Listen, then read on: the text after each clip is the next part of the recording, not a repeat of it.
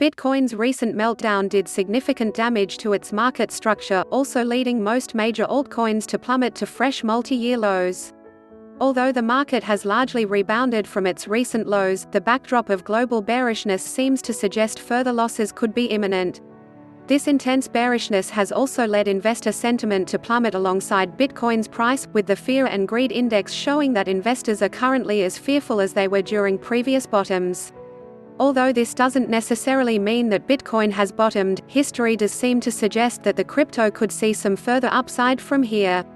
At the time of writing, Bitcoin is trading down just under 2% at its current price of $5,400, which marks a notable decline from its multi-day highs of $8,000 that were set just prior to its capitulatory sell-off.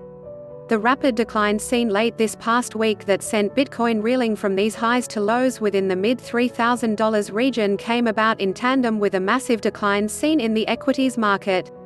This downtrend was further perpetuated by a torrent of liquidations on BitMEX, which made it incredibly difficult for bulls to defend against the intense selling pressure. It now appears that Bitcoin is entering a consolidation phase between $5,000 and $5,800, as these are the two levels it has been trading within in the time following its recent bout of volatility.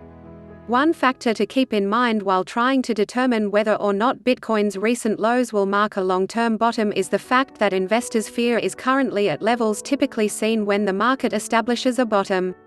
Micahël van der Poppe, a prominent cryptocurrency analyst and former full-time trader at the Amsterdam Stock Exchange, spoke about this factor in a recent tweet, noting that the last time there was this much fear was BTC's $3,000 bottom in late 2018.